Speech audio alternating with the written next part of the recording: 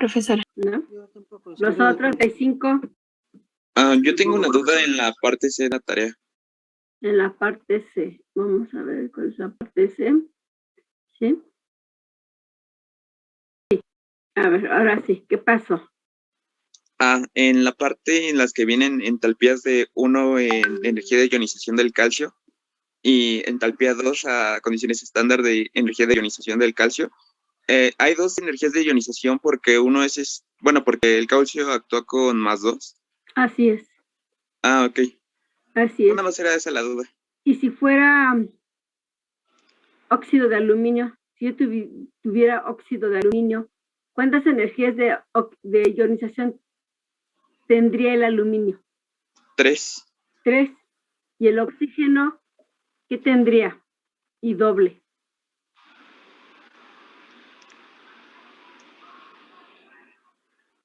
Ok. ¿El oxígeno qué tendría, chicos? ¿Tendría 2? ¿2 qué? 2 energía de afinidad electrónica. 2 afinidades electrónicas, así es. Por eso en la ecuación, cuando yo les di la ecuación, que si ustedes recuerdan aquí arribita, o sea, yo nada más indiqué de manera muy general, pero muy general, estas entalpías, pero pues puede haber mucho más o mucho menos, según sea el caso, según del cristal del que se trate. ¿De acuerdo? Sí. Perfecto. ¿Alguna otra pregunta? De nada.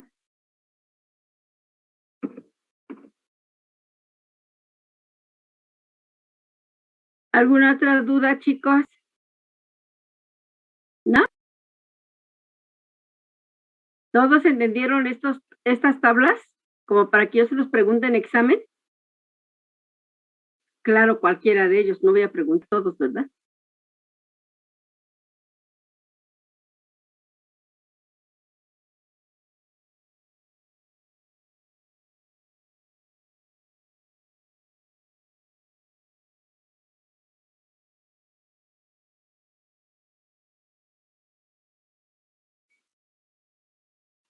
Por mi parte no hay dudas, profesor. ¿No? Ni tampoco en este ejemplo, tampoco hay duda. O sea que yo en el examen puedo preguntar lo que sea con respecto, claro está, a qué tan covalente es un compuesto iónico, ¿sale? Con las reglas de Fajans. Es uno de los modelos que tenemos que ver. Entonces, nadie tiene comentarios. Ahorita les paso por Classroom el tema que sigue, que es el tema 4.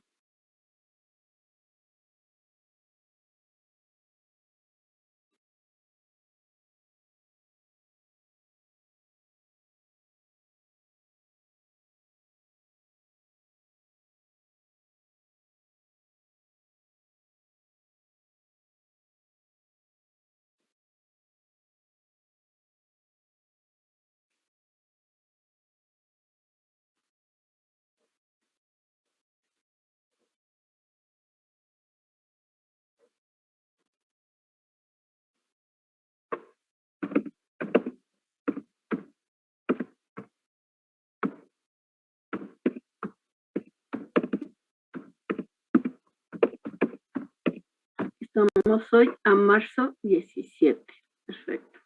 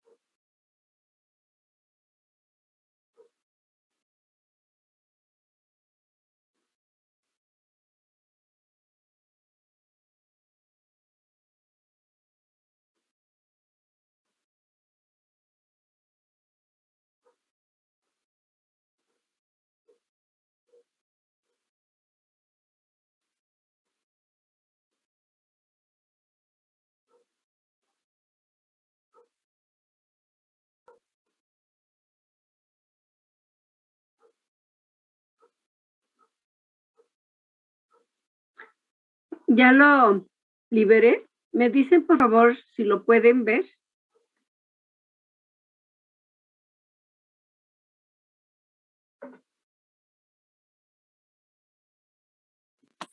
Sí, ya. ¿Ya? Perfecto. Este nuevo tema, como les comentaba ayer, requieren conocer muy bien qué es un compuesto iónico y qué es un compuesto covalente. ¿Sí? Como les he estado recordando a través de nuestro mes y medio de clases, cuando ustedes empezaron a estudiar estructura de la materia, pues veían, en los primeros temas se veía los modelos atómicos.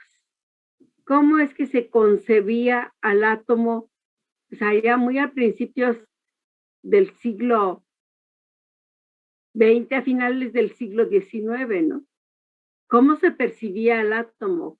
¿Qué partículas, de qué partículas estaba formado? Entonces, primero fue todos los modelos atómicos y posteriormente pasan a estudiar a los elementos de la tabla periódica, los cuales están formados por millones y millones de átomos. Ya que entendieron lo de las partículas atómicas y después entender a los elementos como tal, incluso veían diferentes clasificaciones de la tabla periódica, ¿sí?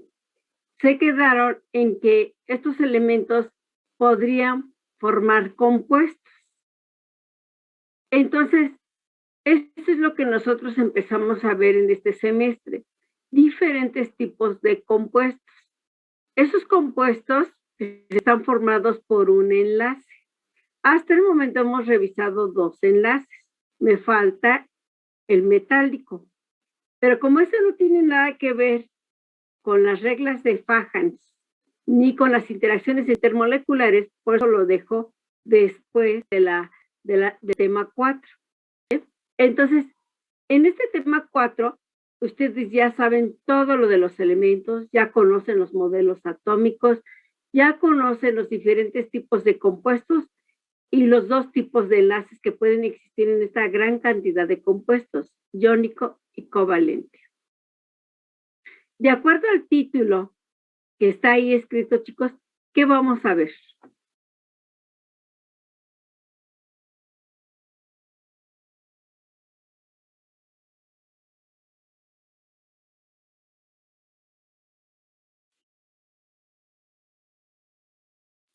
Las interacciones intermoleculares. ¿Y eso a qué se refiere? A las interacciones de los átomos, maestra. A ver, los demás estamos de acuerdo. Interacción entre átomos. Entre moléculas, no covalentes. Entre moléculas. Su compañera, podemos rescatar parte de lo que ella dijo. ¿Cómo les puedo decir? Hay elementos que al combinarse con otro elemento del mismo tipo, no se representan de manera molecular, como nitrógeno molecular, oxígeno molecular, sino se representan como unidades así, solas, como el xenón. El xenón, al combinarse con otro xenón, miles de xenón, no los podemos representar como xenón 2, xenón 3, su índice 3, xenón, su índice 4, sino simplemente como xenón. Pero sí vale la pena aclarar que si son interacciones intermoleculares, sí puede ser o entre compuestos o entre átomos. Más que átomos, entre elementos. ¿De acuerdo? Sí se puede dar, como en el caso del xenón, ¿sí? Porque hay otros que sí forman especies moleculares. El hidrógeno molecular, el oxígeno molecular, nitrógeno molecular, eso es una molécula. Entonces, las interacciones intermoleculares, pues su mismo nombre lo dice, inter, entre una molécula u otra en general, pero también puede ser una molécula y un elemento, o por qué no, entre elementos. Pero en general ya hablamos aquí de entre moléculas. En los libros, el que revisen ustedes, la palabra interacciones lo maneja como fuerza, como atracciones, ¿sí? Intermoleculares. Pueden revisar ese libro si un libro va a decir interacciones intermoleculares. Otro libro puede decir fuerzas intermoleculares. Uno más, atracciones intermoleculares. O algún otro libro, o interacciones no covalentes. ¿Sale? Bueno, eso es lo que vamos a ver en este tema. ¿Sale? Entonces, de hecho, yo les comentaba que aquí vamos a ocupar muchísimo una propiedad que es la electronegatividad. ¿Sí? Bien. Viendo aquí la primera página, haciendo una introducción. Si yo les dijera con estos dibujos, así como en el kinder, puros dibujos, siempre les muestro puros dibujos, ¿qué idea les da de lo que vamos a estudiar?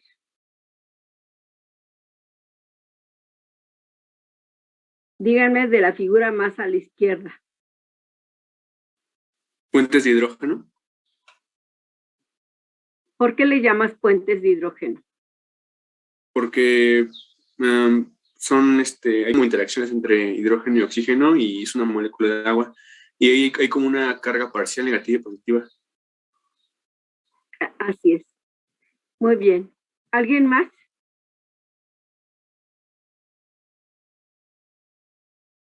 ¿Que quiera describir al sistema de la izquierda?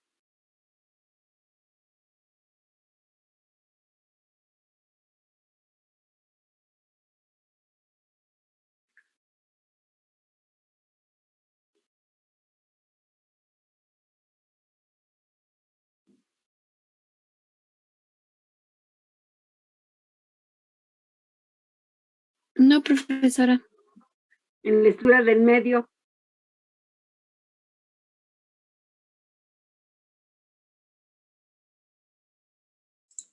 Es un catión disuelto como en agua. Entonces, la interacción es entre quién y quién. Entre el oxígeno con carga parcial negativa y el sodio con una carga positiva. Muy bien. Y algo similar sucede con la figura de la derecha. ¿De acuerdo? Muy bien. Y en la figura de la izquierda, en la segunda parte.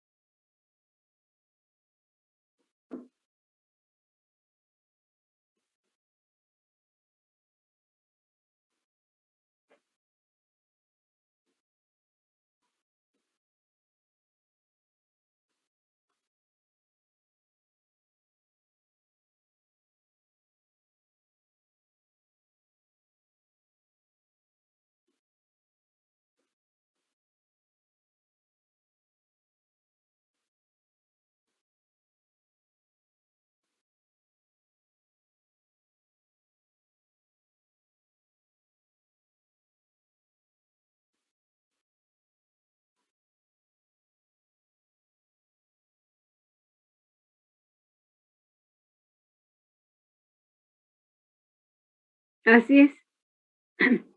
Fíjese cómo esas figuritas tridimensionales nos dan una idea.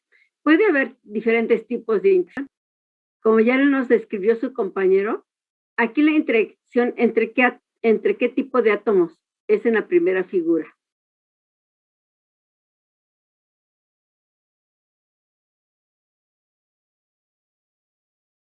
Él ya lo mencionó. ¿De los puentes de hidrógeno? No. Pregunta es, ¿qué tipos de átomos están participando en la interacción? no qué tipo de interacciones.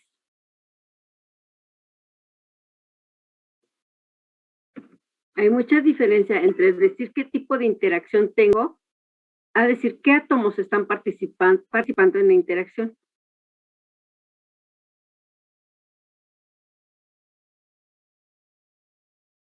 ¿Chicos?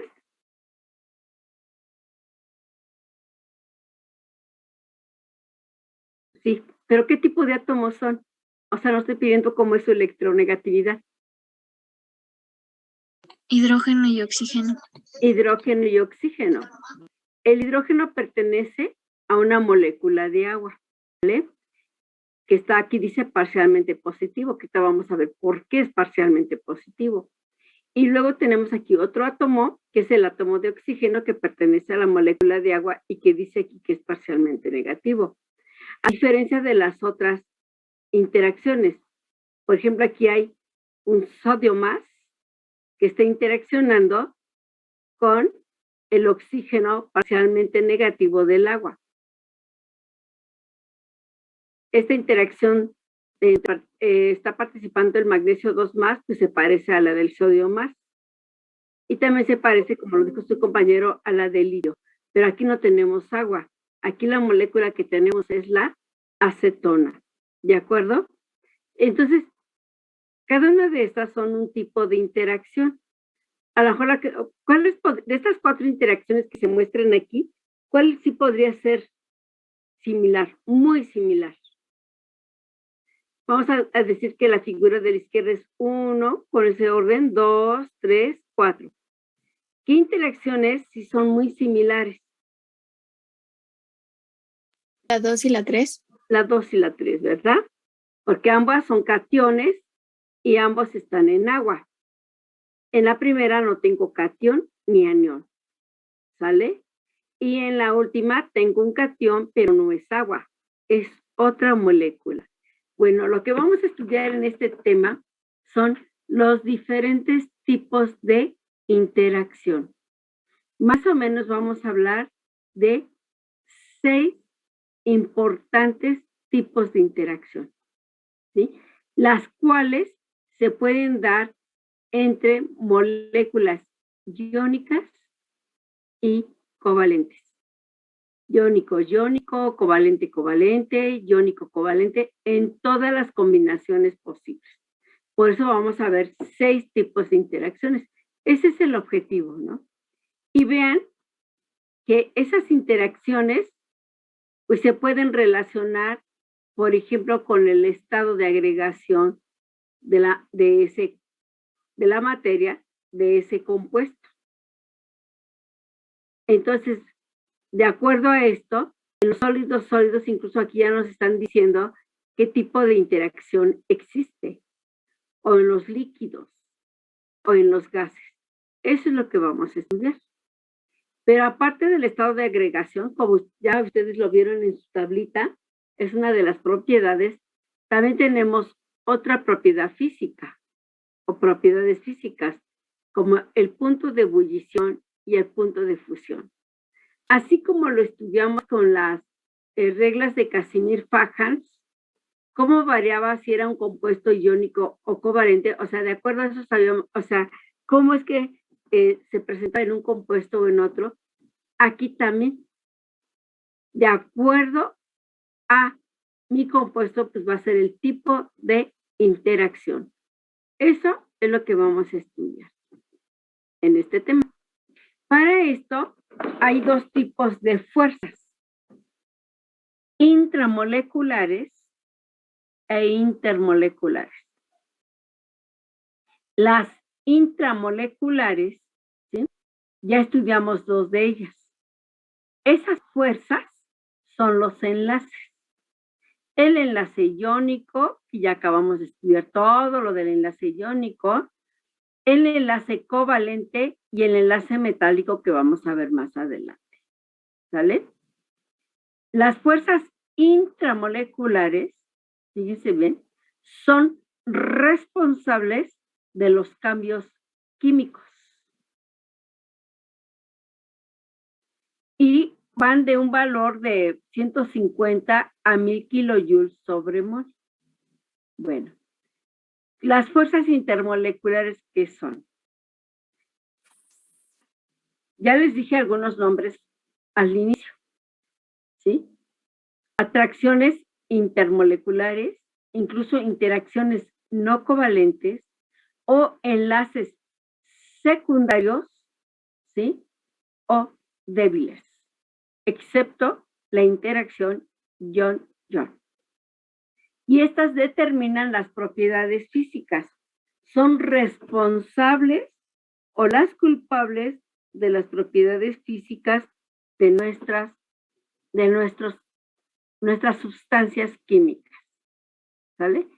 Como el estado de agregación, el punto de fusión, ebullición, solubilidad, tensión superficial, densidad y muchísimas otras, etcétera, ¿sí?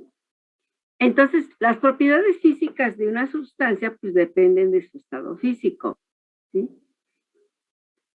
Por ejemplo, aquí vemos cómo el agua, a pesar de que es la misma sustancia, pero el vapor de agua, el agua líquida y el hielo, pues tienen exactamente las propiedades químicas, ¿sí?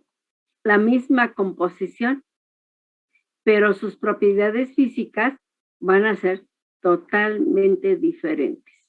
¿Alguna duda?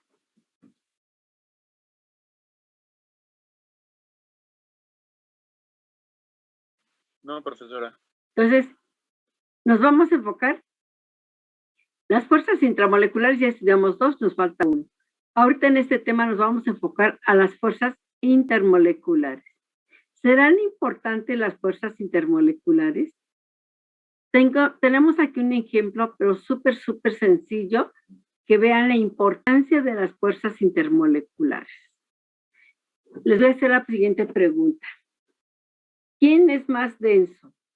¿El agua líquida o el agua sólida? El agua. ¿Cuál? ¿Cómo que cuál? O sea, ¿a qué temperatura?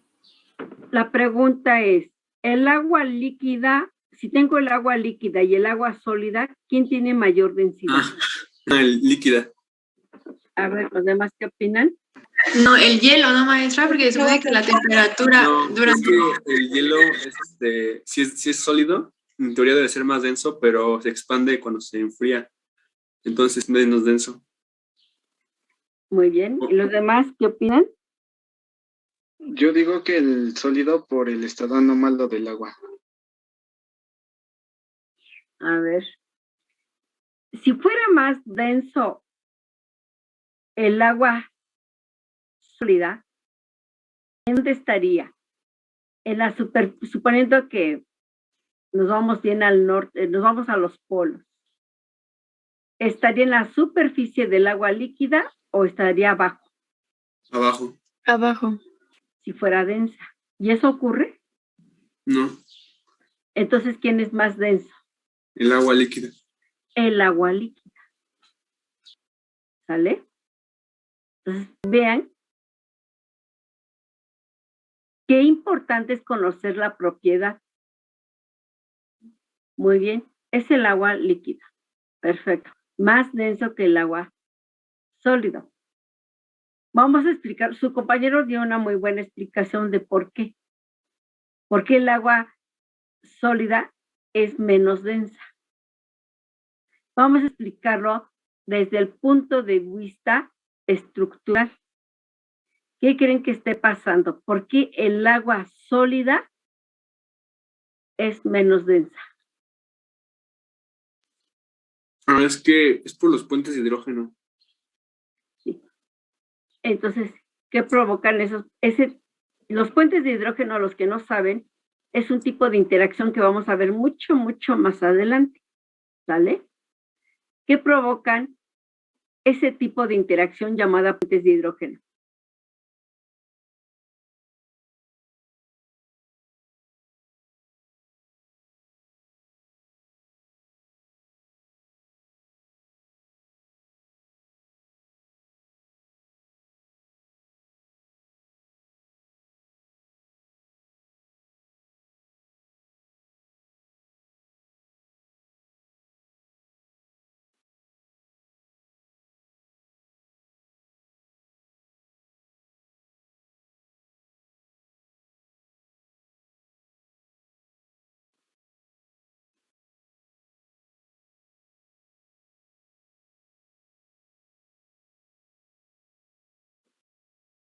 chicos? Mantiene las moléculas de agua muy juntas, ¿no?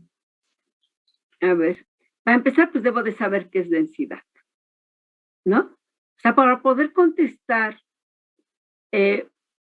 lo más cercano o tener una idea de lo que está pasando, pues debo de entender el concepto de densidad. ¿Qué es densidad?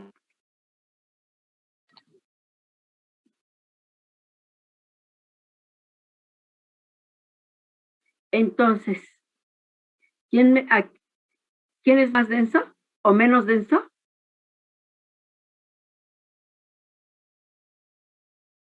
El hielo es menos denso ¿Por qué? porque tiene menos moléculas en un determinado volumen. Exactamente. Por esa relación, hay menos moléculas de agua por volumen. ¿Y a qué se debe esto? Pues como lo dijo su compañero, al tipo de interacción, ahorita nos voy a decir, por el tipo de interacción que muestran el agua sólida, ¿sí? El agua sólida, imagínense, tienen un agua y va a interaccionar con otra agua y luego esa agua con otra agua y así sucesivamente, como lo vemos en la primera figura. O sea, un agua va a interaccionar con otra agua y esta agua con otra agua y así sucesivamente. Entonces, fíjense bien que el agua sólida, ¿sí? Por alguna razón, se acomodan o interaccionan 6 moléculas de agua, así como formando ¿cómo se llama esta la figura de 6 lados? Forman, así como es un hexámero, ¿no? Es un hexámero, son 6 moléculas de agua y forman un anillo de 6, como en el benceno. ¿Sí se acuerdan del benceno? Sí, profe.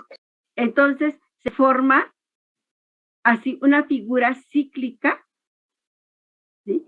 De 6 moléculas de agua, interaccionando entre oxígenos e hidrógenos. Entonces, se forman hexámeros, así bien bonito, puros hexámeros, miles de hexámeros, entonces dejan mucho hueco. ¿Sí se lo imaginan? Dejan mucho espacio. Entonces, se reduce el número de moléculas por unidad de volumen, como lo dijo su compañero. Por eso es menos densa. ¿Qué pasa en el agua líquida? En el agua líquida están al azar, interaccionando miles y miles de ellos. No siguen una forma en especial. Entonces, hay más moléculas de agua en el agua líquida por unidad de volumen. Entonces, por eso que, fíjese bien, la vida es grandiosa. ¿Qué hubiera pasado? ¿Qué pasaría si el agua sólida se fuera al fondo, chicos? Por No ejemplo, habría vida en no habría cuerpos de vida. agua. No habría vida. Fíjense que el agua sólida es menos densa, entonces inclusive cuando hay glaciaciones, o como si glaciaciones, fíjense bien, se forma, es como un aislante. Ahora sí que todo abajo, pues la vida sigue normal. Todo sigue normal. Y entonces el agua sólida forma una capa que sirve de protección a todo lo que está abajo. E inclusive vean cómo aquí en la línea el agua puede estar a 0 grados, el hielo a menos 10 grados y vean abajo a 4 grados centígrados donde pues, las especies siguen vivas. Y todo esto de cómo el agua, su densidad, el agua sólida es menos densa que el agua líquida, todo es por la culpa de las interacciones intermoleculares. ¿Alguna pregunta?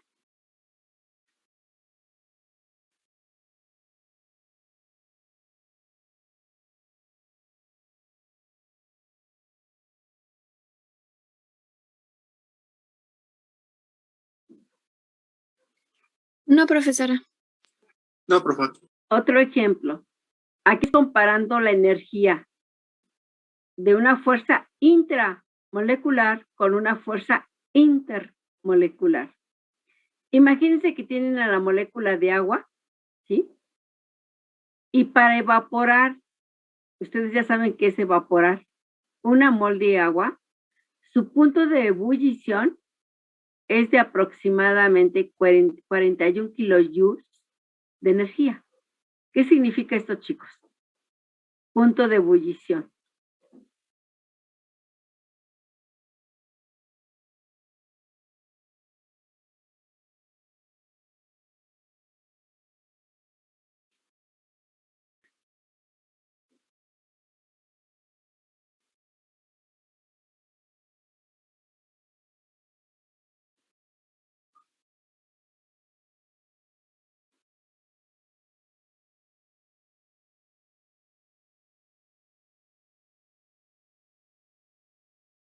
Es la temperatura a la que una sustancia empieza a convertirse en vapor.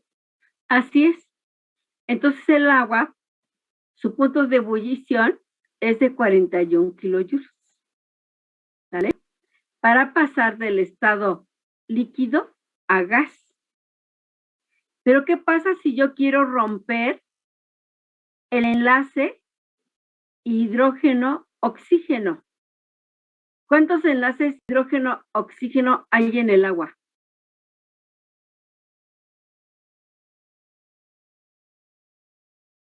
Dos. Dos. Entonces, para romper esos enlaces, que por cierto se convierte, al romperlos, si logro romperlos, pues obtengo otras cosas totalmente diferentes. Se requiere 930 kilojoules por mol. Nomás vean la diferencia de energía. ¿Cuál de las dos corresponde a una interacción intramolecular o a una interacción intermolecular, chicos?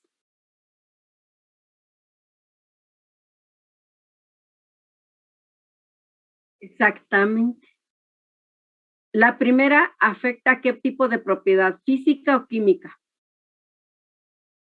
Y la segunda, a las químicas. Lo que se obtiene es una cosa totalmente diferente. Aquí tenemos el ejemplo 3. Fíjense bien. Imagínense que tengo aquí la molécula de metano. No se las di tridimensionalmente, como lo vimos en los temas anteriores. Aquí el metano tiene 4 enlaces, ¿sí? El metano, ¿sí? Para pasar del estado líquido a gas, o sea, su punto de ebullición es de 8.9 kilojoules. Pero para romper estos 4 enlaces, en total se requieren 1.668 kilojoules por mol. Nuevamente, las fuerzas intramoleculares son tremendamente energéticas a comparación de las interacciones intermoleculares. Aquí tenemos a la molécula de DNA. ¿Sí? La molécula de DNA son 2 cadenas idénticas, ¿sí? Idénticas, que no sé, tendrían una longitud que podría rodear, no sé, ¿cómo se podría decir? Nuestro globo terráqueo, por la longitud tan tremenda que tiene. Ahí está toda la información genética. Pero ¿por qué existe en forma de espiral? Pues para no ocupar tanto espacio. Pero si son idénticas, pues podría haber rechazo de una porción de la cadena con la otra, si se llegasen a encontrar, porque son idénticas. Pero eso no sucede. ¿Por qué? Vean aquí. Algo que recuerden de lo que nos enseñaban en la secundaria, de que tenemos estos nucleótidos, ¿sí? Que tenemos el grupo fosfato, el azúcar, y estos nucleótidos que son de tipo adenina, citosina, timina, guanina, etcétera, ¿sí? Vean que son compuestos, claro está, orgánicos, y existen interacciones intermoleculares entre ellos. De tal manera que cuando se requiera duplicar la cadena, estas interacciones son de tal manera que cuando se vaya a duplicar la cadena, ¿sí? Pues fácilmente se pueden separar.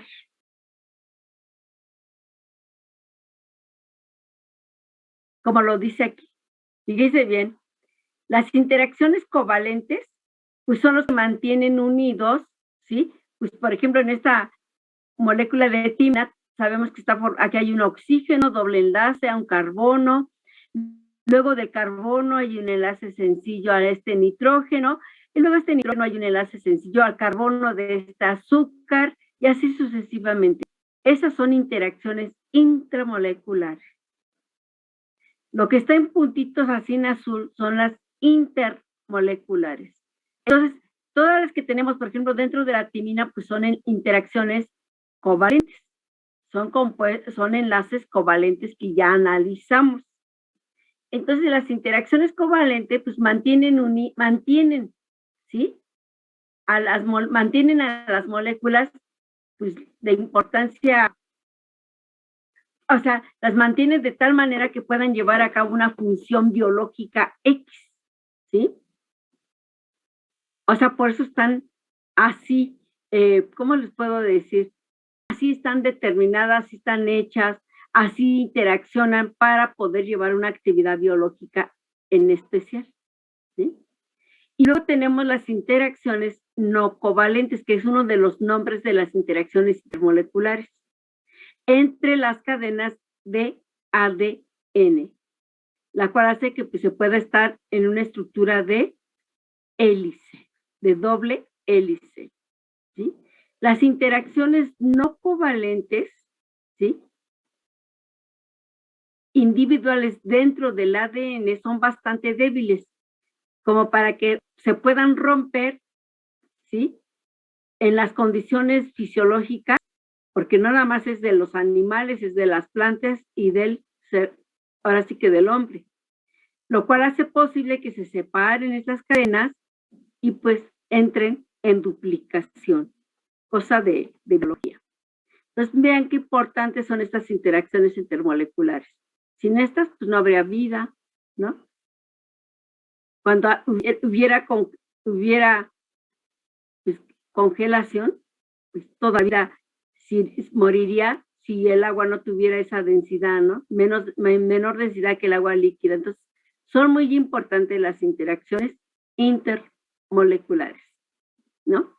Y aquí tenemos un esquemita de estas fuerzas intermoleculares, que son de dos tipos, de atracción o de repulsión. Pues si es de repulsión, pues no hay nada, y ahí termina el asunto. Porque si hablamos de fuerzas intermoleculares, tenemos que hablar que hay de atracción, ¿sí? Y quiere decir que se establece, ¿sí? O son fuerzas de atracción que se establecen entre una molécula y otra molécula. Estas fuerzas de atracción pueden ser de dos tipos, adhesión y cohesión, ¿sí? Adhesión es cuando tenemos moléculas diferentes, o sea, son interacciones intermoleculares de atracción de tipo adhesivo. O podemos decir interacciones intermoleculares de atracción de tipo cohesivo. Cohesivo cuando son moléculas iguales, adhesivos cuando son moléculas diferentes. Muy bien.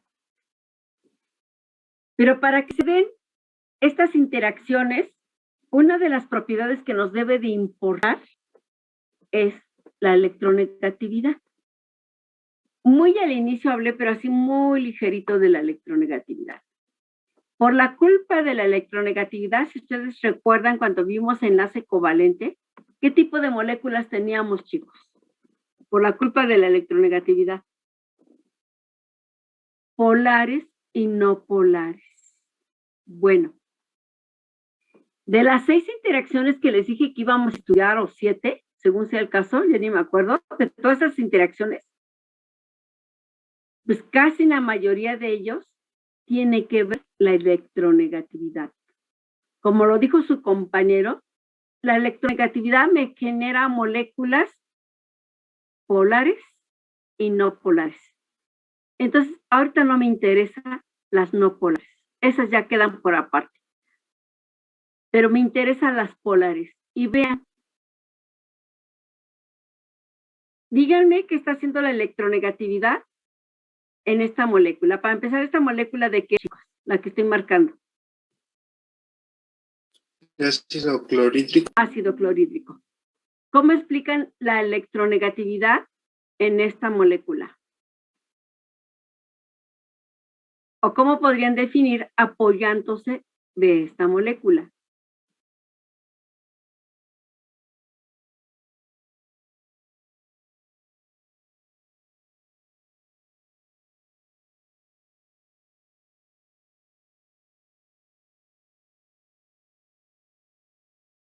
¿Qué atrae del hidrógeno?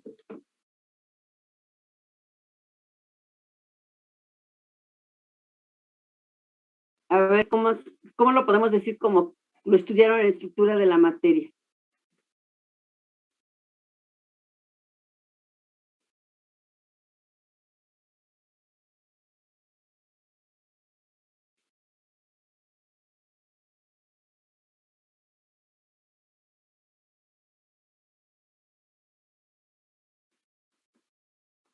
Chicos.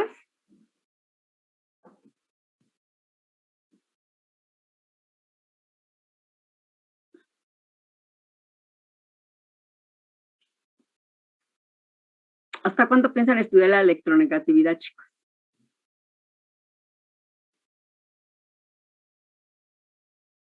¿Qué les parece si lo estudian y me explican?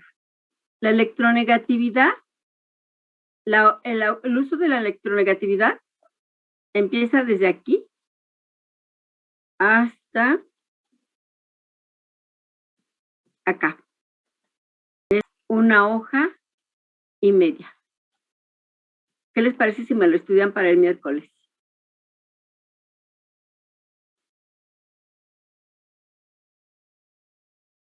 ¿No? Para que no se me duerman. Y así me contesten, más cuanto preguntamos. ¿De acuerdo? Entonces pregunto el miércoles, chicos. Sí, está bien. De acuerdo, profesora. Excelente fin de semana. Hasta luego. Gracias, buen día. Hasta luego. Gracias, hasta luego. Hasta luego, chicos. Hasta luego.